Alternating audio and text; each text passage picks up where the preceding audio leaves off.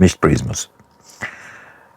Ne jemi mësuar me shohun edhe sidomos kohët e fundit shoqëria është bombarduar me ato që quhen direkte, po që janë real TV, realiteti, ai që del nëpërmjet regjistrimit edhe që nuk përgatitet, s'ka skenar. Nuk ka skenar, ka vetëm një organizim, ose më mirë themi, ka një skenar për të marrë të drejtë për drejtën, por ama ajo që ndodh do dali në televizion. Dhe dy janë emisionet, bile janë 3 emisionet. Është Big Brother, është Përputhen, edhe është Ferma. Sigurisht mos më pyesni mua për kërkime më tepër respekt. Në përgjithësi nuk jam i prirur të shoh element tillë, të cilët sigurisht pastaj ulen në nivelin, kanë treguar që ulen shumë në nivelin njerëzor. Maksimumi që kam ndjekur unë është një moment kur ishte Luizi në Big Brother, sepse ai duke pasur pjesën e humorit, duke qenë një shkodran i cili nuk do ta kaloj, se ka shkodran që duan ta kalojnë keq.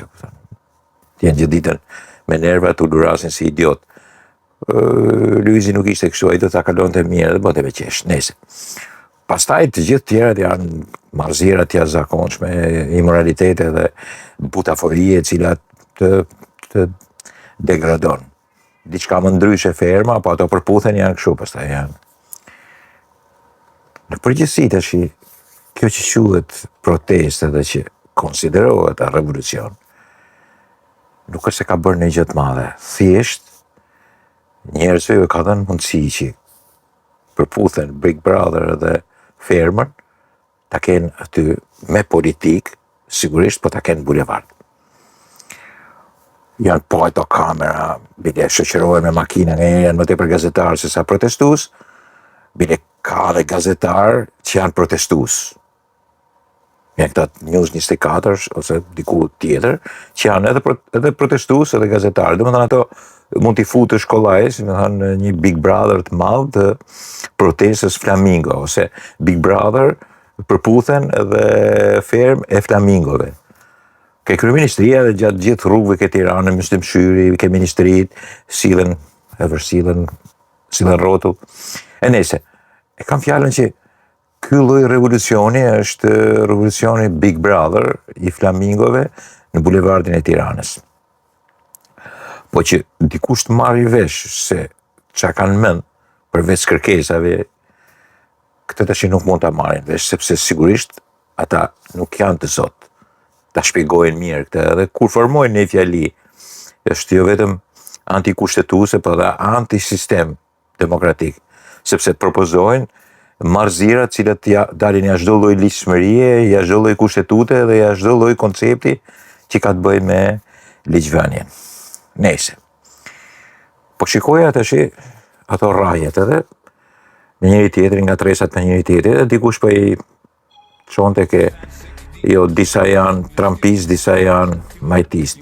Shikoja gjithë lëvizja, nëse pranon fjalën revolucion, do të pranosh se je i majt. Të qereu aty janë idiot politike dhe filozofike dhe nuk e kuptojnë këtë punë. Por në kategoritë e shkencave të politikës, revolucioni nuk është bërë asnjëherë nga djathtë. S'kan lidhje djathtë me revolucionin. Nuk janë revolucionarë të djathtë. Janë djathtë. Ata që thot Shqipëria kërkon revolucion, domethënë janë ultramajtistë. Janë ultramajtistë, janë revolucionarë, po janë pa lexuar, janë folklorik. Sepse sigurisht ka bërë revolucion Vladimir Shtenini, po ishte intelektual. Kishte shpjeguar në qindra shkrime dhe njëkohësisht postulate të tija kush do ishte pushteti i sovjetëve. Ndërtoi një pushtet gabim, horror, kriminal, por kishte një linjë të logjikës sovjetëve, të komunizmit të tij, i cili sigurisht shkatroi komunizmin e Marksit, gjën e parë, sepse në manifestin internacionales komunistët shkruhet që komunizmi dhe socializmi fiton një herës kur klasa punëtore merr fuqinë në dorë në gjithë botën, Lenini e transformoi duke thënë jo, edhe një shtet vetëm, edhe ky shtet i vetëm sipas Leninit do ishte edhe Bashkimi Sovjetik ose Rusia, po Bashkimi Sovjetik, Rusia cariste, e cila ishte 90% në bujkrobëri. Imagjinoj tash, por ama ai e kishte. Dhe njëkohësisht ky revolucion ka në parimin bazë marrjen e pushtetit me forcë, me dhunë. Se kështu e kanë marrë bolshevikët. Cilët prej tyre tash se po lexoja një farë Ina Kurti, jeton në Amerikë ose në Kanada dhe po bënte përçapjet për të bashkuar diçka të pabashkueshme antiligjore me kushtetutën tonë. Nëse çmendurinë, po nuk është ke fjala ke kjo zonja që është normal, zonjë normale. Konceptualisht, politikisht e filozofikisht është out, por kështu e mendon ajo. Kush nga këta është Lenini? I asaj aty. Kush? Thoni ju nuk është Lenini. Mirë, marrim Mao Tse-dunin me revolucionin e tij. Kishte intelektual, kishte shkruar disa gjëra, kishte perceptuar kush do të ishte Kina e 1949-s. Dhe vazhdoi të shkruante edhe pse marrëzira të tilla për revolucionin kultural proletar që ishte një qelpsim hane, vrau njerëz sa mundi, edhe më vonë, ku diun, marrëzirat e tjera. Po i shkruante, i perceptonte dhe tregonte. Fundit kishte diktaturën e proletariatit të thaj. Si Josif Vissarionovich Stalini. Mos duan të jenë si Fidel Castro ose si Che Guevara, po janë të shkruarat më. Revolucioni i kishte se çfarë do të ndodhte me Kubën. Po ashtu thonin edhe ata, ashtu bërtitnin, po të kthehemi në vitet 59, 58, 56. Ashtu e qunin të korruptuar Havanën, pushtetin. Do bëjmë këtë, do barazojmë këtë, do kemi kështu, do kemi ashtu, dhe çfarë bën? Kubën e sotme dhe Kubën e atërshme. Po ama i kishin gjërat e shkruara, të përcaktuara. Çfarë revolucioni tjetër toni? Të gjithë revolucionet kështu janë, dhe nuk mund të jenë djathtë. Dhe kur thua Shqipëria kërkon në revolucion, do të thonë ti do të bësh një të majtë tjetër, e cila do të sfidojë dy të majta në Shqipëri. Partinë Socialiste që është më djathta se të gjitha, me Edi Ramën, Partinë Demokratike që është folk bolshevike e ngjan kryetarit saj, ish sekretar partie dhe folk bolshevik par excellence në Shqipëri që është Sali Berisha, ashtu i do pushtetit ai, dhe tash një majtë tjetër. Dhe këta donin të thonin që aty ishin dy sa grupe që ishin trumpistët, çfarë lidhje kanë me trumpizmin ata?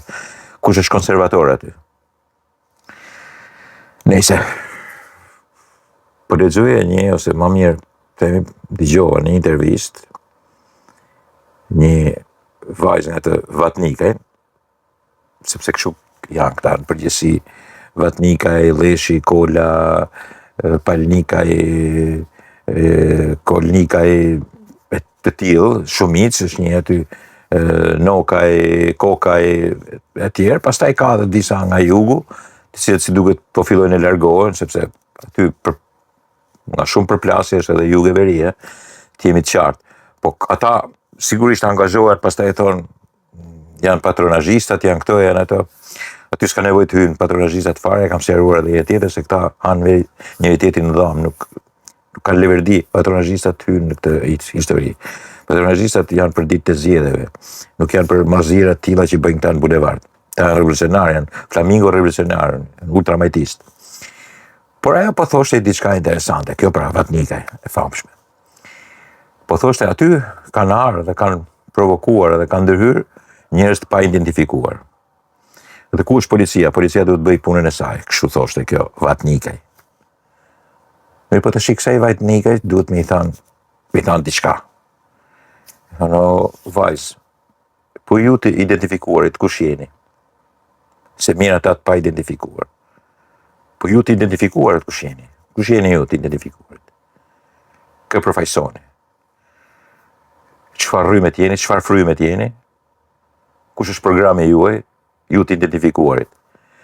Dhe çfarë do të thuash me fjalën të pa identifikuar? Çfarë nuk të kanë nxjerrë ty pasaportën ose ID-n, letër njoftimin, çfarë të kanë bërë? Pse duhet nxjerrësh letër njoftimin që të vish ke protesta juaj, të pa identifikuar? Dhe për më tepër policia, po mirë, tani po I kërkon ti policisë të bëjnë punën. Po kur policia bën punën, ju pse e gjuani me gur edhe me vezë? Atëherë kur e gjuani me vezë edhe me gur, policia nuk është duke bërë punën. Apo tërë nuk është bërë punën. Tashi që vinë këta të pa identifikuarit, sipas jush, duhet në hyrë policia e t'ju thotë atyre, letër njoftimin se kjo vatnikaj nuk ju identifikon dot ju. Këta të vatnikajt, këta tipat kështu që rridhen në origjinë janë rreth Viçidolit edhe Këshjupit diku, duhen që t'ju identifikojnë ju. Nxirreni pak letër njoftimin kësaj. Kështu të thot një protest, thuash I pa identifikuar. Po protesta mbledh aty të identifikuar e të pa identifikuar. Ata që kanë letër njoftimi që e nxjerrin kështu, dikush edhe nuk do ta nxjerrë. Aty vjen, po diun, populli, ato ri populli. Apo këta që janë të pa identifikuar, nuk janë popull. Këta do të jenë, çfarë mund të jenë këta? Tash këta I ngjajnë pak gardistave të kuq, por nuk kanë kushtet e gardistave të kuq. Prandaj po kthehem edhe një herë ke revolucionet. Revolucionarët dikush ishin gardistat e kuq. Dhe çfarë bënin? Donin të identifikonin njerëzit që do t'i identifikoj kjo vatnikaj. Bashkë me atë kodin, me atë gjonin, me atë kokajn edhe kështu leshin edhe shumë element tjerë që janë atje. Këta shkonin edhe identifikonin edhe I thoshin, ti e borgjes edhe pa gjyq e pushkatonin. Ti tjetri e kriminel, aristokrat, ti përfaqëson regjimin e vjetër. Edhe kur ishte në katin e 5 e hidhin nga kati I 5 atë. Kanë bërë mira gjyqje somario dhe ai revolucion ka pasur rreth 15 milion viktima, po Kina ishte e madhe nuk bite në sy në vitin 1966, 67, 68. Kishte papsoja edhe në Shqipëri, ai lloj revolucioni. Filloi goditja për qëndrimet liberale, në 70-ën ishte kulmi, u goditën jashtëzakonisht njerëz, në saj të ndikimit atij revolucionit psikopatësh, psikopetërish edhe gardistës shkuq të cilët morën erën në krahët e anijes së tyre dhe filluan të vrasin njerëz, sepse ata dinin të identifikonin. Sepse ata kishin revolucion, ata bërtisnin revolucion. Ishte revolucioni kultural proletar. Ishin revolucionarë dhe ata. Dhe gjën e parë që bënin ishin që të acaronin deri në atë pikë luftën e klasave duke I quajtur siç quajnë këta. Kur kalojnë ke lokalet, ju thonë atyre dele, o dele. Edhe duke qenë psikopat, nuk e kuptojnë që duke I thënë atyre mira njerëzve që pinë kafe, o dele, ata janë kundër atyre. Sepse sigurisht, një revolucionar të tillë, me mungesën e rrudhosjes trurit, materies gri, tilla pasoja do mbjellin edhe sigurisht atë produkt kanë për të korrur kur gjithë kjo marrëzi do të përfundojë. Do të përfundojë sepse sigurisht element që fusin pastaj edhe paran, edhe element që nuk din se ku të shkojnë dhe si të përfaqësohen, por thonë sovrani, si thoshte kjo Kurti, edhe kush ishte Kurti. Që njëri që jeton të jashtë shtetit, po janë shumë që jetojnë jashtë shtetit edhe fillojnë edhe t'ju japin mend këtyre brenda shtetit. Do me thënë, kanë 20 vjet, 30 vjet që nuk jetojnë në Shqipëri dhe vinë e japin receta. Bile marrin mikrofonin, që aty kontrollon dikush mikrofonin, dikujt të thotë ulu, dikush të flet, dikujt të thuj, dikujt mos thuj. Nese, pastaj janë këta gardistët e kuq që e kontrollojnë këtë gjë. Grupi filan me grupin filan, këta tipat, revolucionarët kështu janë. Dhe sigurisht pastaj shpallen edhe njerëzit brenda protestës. Dhe kjo është e provuar që me revolucionin e tetorit, I cili është bërë në dorë. Po, me kalendarin Gregorian I bjen tetor. Dhe më gjajnë me bolshevikët edhe me menshevikët. Ishin dy grupimet komunistave të asaj kohe, leninistave, stalinistave të asaj kohe, po themi leninistave, marksistave, të cilët një pjesë e kërkonin më të butë, më social, më me bindje, një pjesë që ishin bolshevikët e kërkonin me dhunë, e kërkonin me imponim, dhe në fund kret bolshevikët hëngrën menshevikët, shumë prej tyre u vranë, shumë prej tyre u ekzekutuan, shumë prej tyre u arrestuan më vonë, që pastaj bolshevikët vendosnin përfundimisht diktaturën e proletariatit në Bashkimin Sovjetik, në Rusinë cariste të asaj kohe. Këto që po them tash mos ju duken shumë të çuditshme, sepse aty në protestë nuk është se kanë tru më tepër, thjesht do imitojnë. Ata që kishin deri diku një lloj truri u larguan, ikën, sepse kishin frikë se mos i hanë. Dhe këta me të vërtet hanë pastaj. Si që ishte ai me atë Shkopin, Nikoja, që e sillte Shkopin kështu, edhe ata me fëmijë largoheshin. Dhe marrin dhe fëmijët me vete, kaq psikopetër janë, ose psikopat. Imagjinojmë me një të marrë aty që e sjell Shkopin, ka dhe fëmijë, gra me fëmijë. Sepse kanë edhe turizmin e sehirëbërjes ose daljes në xhiro. Protestë edhe turizëm njëkohësisht. Ky është versioni i famshëm i këtyre flamingove. Këto lloje revolucionarësh janë.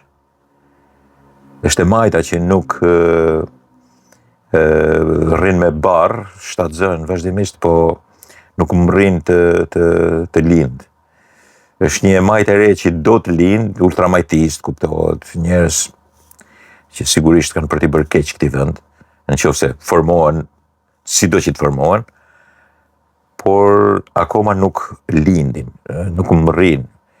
Është shtatzën, sigurisht është shtatzën, dhe ka ndihmuar dhe bota që t'jenë shtatzën, sidomos bota e majt, bota ultra e majt, një komunistat edhe një marksistat, janë edhe në shesh ata, ekzistojnë, por nuk po arrin të lindin diçka brenda sistemit, ata refuzojnë sistemin.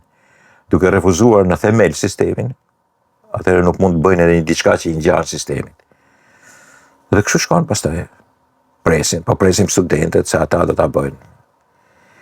Janë marrëzirat e kohës, janë shpresat e kohës, sulme pastaj nëpër Facebook, sigurisht.